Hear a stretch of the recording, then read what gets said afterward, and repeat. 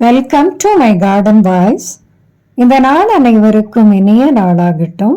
இந்த வீடியோவில் indoor plants, balcony plants, இன்னும் வெளியில் உள்ள பூக்கிற செடிகளுக்கெல்லாம் இன்ஸ்டண்ட்டாக உடனடியாக பலன் தரக்கூடிய உரமாக நம்ம எதை பயன்படுத்தலாம், என்ன ஃபர்டிலைசர் பயன்படுத்தலாங்கிறத நம்ம பார்க்க போகிறோம்.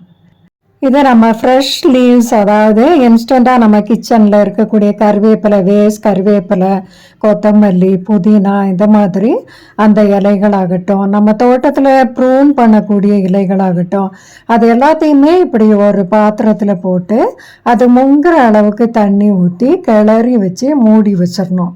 அப்படியே 2 நாள் நம்ம அப்படி மூடி வச்சிட்டோம்னு சொன்னால் 3ஆவது நாள் அந்த தண்ணியோட நிறமெல்லாம் மாறிடும்.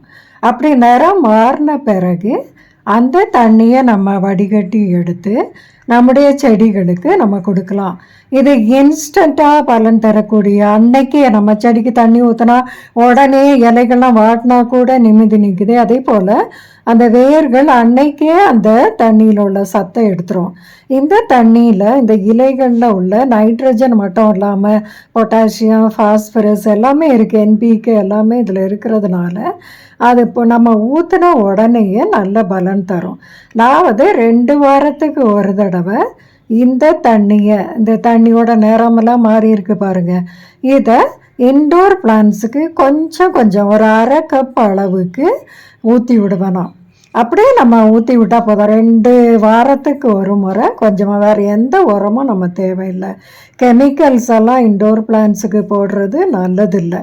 அதனால் நம்ம இந்த மாதிரி இலைகளை 2 வாரத்தில் நம்ம 2 நாள் ஊற வச்சோன்னு சொன்னால் அது மக்கி போய் கொஞ்சம் அழுகிரும். ஆனால் தண்ணியோட ஸ்மெல்லு அவ்வளோ நல்லா இருக்காது. கொஞ்சம் ஒரு மாதிரி மாட்டுச்சாணம் மாதிரி கொஞ்சம் ஸ்மெல் வரும் இலை அழுகுனதுனால. அது கூட 2 ட்ராப் நீம் ஆயில் ஊற்றினோன்னா அந்த ஸ்மெல் போய் நீம் ஆயில் ஸ்மெல்லு தான் வரும். இப்படி எந்த இன்டோர் பிளான்ட் ஆகட்டும், மணி பிளான்ட் நீங்கள் வச்சுருந்தீங்கன்னா அதுக்காகட்டும், எல்லா இன்டோர் பிளான்ட்ஸுக்கும், பார்லி ஷேடில் இருக்கிறது, பால்கனியில் அவுடோர் பிளான்ட்ஸுக்கு கூட இது ரொம்ப நல்லது. ஆனால் கொஞ்சம் நிறைய ஊற்றணும். இன்டோர் பிளான்ட்ஸில் கொஞ்சமாக தான் நம்ம ஊற்றணும். ஏன்னா அது நம்ம ரொம்ப வெயிலெல்லாம் படாத இடத்துல வைக்கிறதுனால. அவுட்டோரில் இருக்கிறதுக்கு பூக்கிற செடிகள் வெளியே போயிருந்தால் ஒரு மக்கு ஊற்றி விடலாம் 2 வாரத்துக்கு ஒரு தடவை இந்த மாதிரி. இல்லை என்ன நன்மைனா இம்மீடியட்டாக அன்னைக்கே அது பலன் தரும்.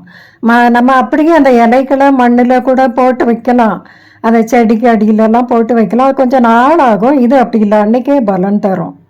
ஃபில்டர் பண்ண பிறகு மீதி இருக்கிற இலைகளை அவுட்டோரில் இருக்கிற பெரிய தொட்டிகளுக்கு நம்ம கொட்டி விடலாம்.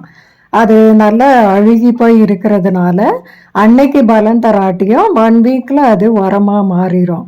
அதை கொட்டி விட்டு அது மேலே லைட்டாக மண் தூவி விட்டாலே போதும், நல்ல உரமாக மாறிடும் 1 வாரத்தில். இது மாதிரி பனானா பீலும் ஊற வச்சு ஊற்றலாம்.